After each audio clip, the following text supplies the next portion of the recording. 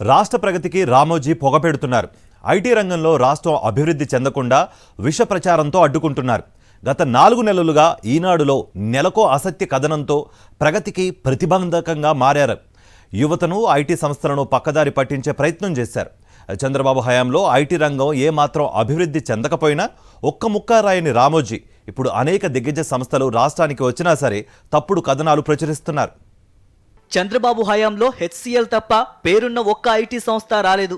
అది కూడా 2020 మార్చిలో ప్రారంభమైంది తప్ప బాబు అధికారంలోకి వచ్చిన 1-2 సంవత్సరాల్లో వచ్చింది కాదు. 2014 నుంచి 2019 వరకు రాష్ట్రానికి చంద్రగ్రహణం పట్టింది. దాంతో ప్రతి రంగంలో వెనకబాటే తప్ప ప్రగతి లేదు. దీనికి ఐటీ రంగం కూడా మినహాయింపు కాదు. వైఎస్ జగన్మోహన్ రెడ్డి ప్రభుత్వం వచ్చిన తర్వాత ఐటీ రంగానికి సంబంధించి సమీక్షలు చేసి పారదర్శక నిర్ణయాలు తీసుకున్నారు. దాంతో ఇన్ఫోసిస్ రాష్ట్రంలో తన డెవలప్మెంట్ సెంటర్ ప్రారంభించింది. విప్రో కూడా డెవలప్మెంట్ సెంటర్ ప్రారంభిస్తోంది.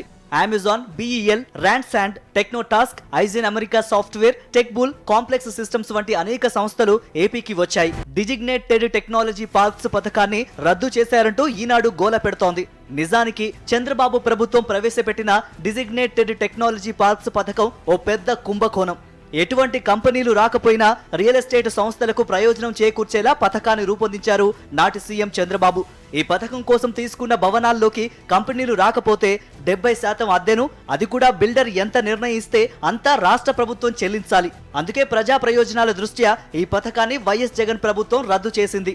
అంకుర సంస్థలు ఏపీలో 3 రెట్లు పెరిగాయని శుక్రవారమే రాజ్యసభలో కేంద్ర వాణిజ్య శాఖ సహాయ మంత్రి చెప్పినప్పటికీ కళ్లకు చెవులకు గంతలు కట్టుకున్న రామోజీ రాష్ట్ర యువత మెదడులోకి విషం ఎక్కించే ప్రయత్నం చేశారు. 2019లో రాష్ట్రంలో 161 స్టార్టప్లు ఉండగా ఇప్పుడు 586కు చేరాయి.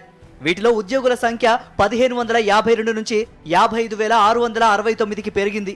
విశాఖ నుంచి హెచ్ఎస్బీసీ వెళ్లిపోయిందంటూ ఈనాడు వాపోయింది. వాస్తవంగా చైనాకు చెందిన ఆ సంస్థ విశాఖలోనే కాదు, దేశంలోని అన్ని కార్యాలయాలను మూసివేసింది. ఆ భవనంలో WNS కార్యాలయం నడుస్తోంది. ఐబీఎం వెళ్లిపోయిందంటూ ఈనాడు మరో అబద్ధం వచ్చేసింది. వాస్తవానికి ఐబీఎం అనుబంధ సంస్థ ఐబీఎం దక్ష 2007లో విశాఖలో ఏర్పాటైంది. ఆ తర్వాత ఐబీఎం దానిని కాన్సెంట్రిక్స్ అనే సంస్థకు విక్రయించింది. కాన్సెంట్రిక్స్ విశాఖ వెలుపల కార్యకలాపాలను కొనసాగిస్తోంది. ఇప్పుడు ఆ బిల్డింగ్ లో ఇన్ఫినిటీ అనే సంస్థ పనిచేస్తోంది. గత 4.5 ఏళ్లలో రాష్ట్రంలో ఐటీ రంగంలో కొత్తగా 65 కంపెనీలు ఏర్పాటైనట్లు అధికార లెక్కలే చెబుతున్నాయి. వీటి ద్వారా కొత్తగా 47,908 మందికి ఉద్యోగాలు వచ్చాయి. 2019లో చంద్రబాబు ప్రభుత్వం దిగిపోయే నాటికి రాష్ట్రంలో ఐటీ ఉద్యోగుల సంఖ్య 27,643 కాగా ఇప్పుడు 75,551 మందికి పెరిగింది. వైఎస్ జగన్ ప్రభుత్వ సహకారంతో దిగ్గజ సంస్థలు రాష్ట్రానికి రావడంతో పాటు ఇప్పటికే కార్యకలాపాలు సాగిస్తున్న కంపెనీలు విస్తరణ చేపట్టాయి. విశాఖలో కార్యకలాపాలు ప్రారంభించిన టెక్ మహేంద్ర విజయవాడకు విస్తరించింది. హెచ్సిఎల్ విజయవాడ నుంచి తిరుపతికి విస్తరించింది.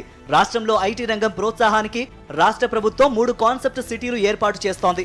ప్రైవేటు రంగంలో ఐటీ పార్కులను ప్రోత్సహిస్తోంది. 21,844 కోట్ల రూపాయలతో అదానీ డేటా సెంటర్, భారీ ఐటీ టవర్ ను ఏర్పాటు చేస్తోంది. రహేజా గ్రూప్ ఇన్ఆర్బిట్ మాల్ తో పాటు ఐటీ టవర్ నిర్మిస్తోంది. ఏపీ ఐసీసీ 2,300 కోట్ల రూపాయలతో మధురవాడలో 19 ఎకరాల్లో ఐస్పేస్ పేరుతో ఐటీ టవర్ నిర్మిస్తోంది. విశాఖలో జరిగిన గ్లోబల్ ఇన్వెస్టర్స్ సదస్సులో ఐటీ రంగానికి సంబంధించి 65 ఎంఓయూలు జరిగాయి. ఈ ఒప్పందాల ద్వారా 28,867 కోట్ల రూపాయల పెట్టుబడులతో పాటు 1,14,255 మందికి ఉద్యోగాలు లభించాయి. విశాఖ కేంద్రంగా national internet exchange of India ద్వారా ఇంటర్నెట్ ఎక్స్చేంజ్ కార్యకలాపాలు మొదలు పెట్టేందుకు రాష్ట్ర ప్రభుత్వం సంకల్పించింది. ఇటీవలే నిక్సీ బృందం విశాఖను సందర్శించింది. విశాఖలో ఈ కేంద్రం కార్యకలాపాలు ప్రారంభించేందుకు అన్ని అవకాశాలు పుష్కలంగా ఉన్నాయని నిర్ధారించింది. ఇంటర్నెట్ ఎక్స్చేంజ్ ఏర్పాటైతే ఇతర రాష్ట్రాల నుంచి డేటా కొనుక్కోవాల్సిన అవసరం ఉండదు. తక్కువ ఖర్చుతో కూడిన నాణ్యమైన, వేగవంతమైన ఇంటర్నెట్ సేవలు అందుతాయి. తద్వారా అనేక కంపెనీలు రాష్ట్రంలో కార్యకలాపాలు ప్రారంభిస్తాయి. ఇలా ఎంతో ప్రగతిని ఈ 4.5 ఏళ్లలో వైఎస్ జగన్ ప్రభుత్వం సాధించింది. కళ్ల ముందు వాస్తవాలు కనిపిస్తున్నా సరే రాజగురువు రామోజీ అవేవీ తనకు కనిపించడం లేదని అంటున్నారు. ప్రజా ప్రయోజనాలకు ఇబ్బంది కలిగేలా వ్యవహరిస్తూ ఇదిగో ఇలాంటి ఫేక్ కథనాలు ప్రచురిస్తున్నారు.